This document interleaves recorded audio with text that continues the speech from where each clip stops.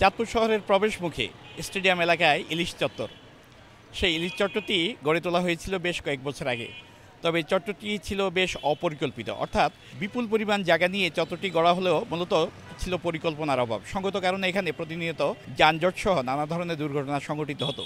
তবে সেই ইলিশ চত্বরটির যেই নামকরণ সেটিকে ঠিকই রেখে এবং যে আদলটি এখানে তৈরি করা হয়েছে ইলিশ চত্বর, সেই ইলিশের অবয়ব ঠিক রেখেই চত্বরটিকে এখন আরেকটি সংকুচিত করা হচ্ছে। অর্থাৎ এর চারপাশে যে ব্যাপক এলাকা নিয়ে চত্বরটি গড়া তোলা হয়েছিল সেই এলাকাটিকে এখন আকারে ছোট করা হচ্ছে, যেন বিভিন্ন যানবাহন যেন খুব সহজে যাতায়াত করতে পারে এবং কোনো রকম যানজট কিংবা দুর্ঘটনার শিকার না হয়। স্থানীয়রা একে সাধুবাদ জানিয়েছেন। তারা বলেছেন যে এই পরিকল্পনাটি আরও আগে করা দরকার ছিল, কারণ যখন এটি করা হয় তখন ছিল সম্পূর্ণ অপরিকল্পিত।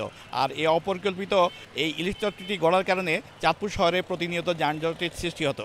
ইলিশ চত্বরটার যে সৌন্দর্য যেটা আছে, আমরা চাচ্ছিলাম যে এটা যে যেহেতু আগে একটা সময় একটু অপরিকল্পিতভাবে হয়েছে, পরিকল্পনা মাফিক এটা যদি হয় তাহলে যানজটও কমবে এবং এই সৌন্দর্যটাও থাকবে। সৌন্দর্যের পাশাপাশি এখানে যে সড়কের জন্য কিছুটা রাস্তা প্রশস্ত আছে কি যান চলাচলের জন্য একটা সুবিধা হবে। সেক্ষেত্রে চাঁদপুরের শহরে যে জ্যামটা কিছুটা হলে একটু হ্রাস পাবে আর কি। সুন্দর ছিল, এটা একটা চাঁদপুরের ঐতিহ্য। সবাই এই জিনিসটা আসলে দেখতো যে এটা ইলিশ চত্বর, এই জিনিসটা ভাঙিয়ে বলাইতেছে। এখানে কী হবে না হবে আমরা কিছু জানি না এখনও। এটা একটা সুন্দর কিছু হোক এখানে, যে আগে যেরকম একটা ছিল আরও সুন্দরের জন্য একটা করে কিছু করে, এটা আমরা চাই। রাস্তাঘাটে যেভাবে আপনার এখন যেই রিক্সা অটো এইভাবে জন্য এখন এটার জন্য এখন মোটামুটি একটু ভালো আছে, ভালো আর কি। বর্তমানে যানজটের অনেক সমস্যা হইতেছে, এই জন্য এটা ছোট করলে সবার জন্য ভালো হবে।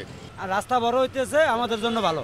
এখানে প্রায় বলা যেতে পারে যে একদিকে বাস স্ট্যান্ড, অন্যদিকে বিপণীবাগ এলাকা, অন্যদিকে চাঁদপুর শহরের নতুন বাজার এলাকা, অর্থাৎ বেশ কয়েকটি এলাকায় এদিকের একটা প্রবেশপথ এবং সেই প্রবেশপথকে ঘিরে মূলত এই ইলিশ চত্বর।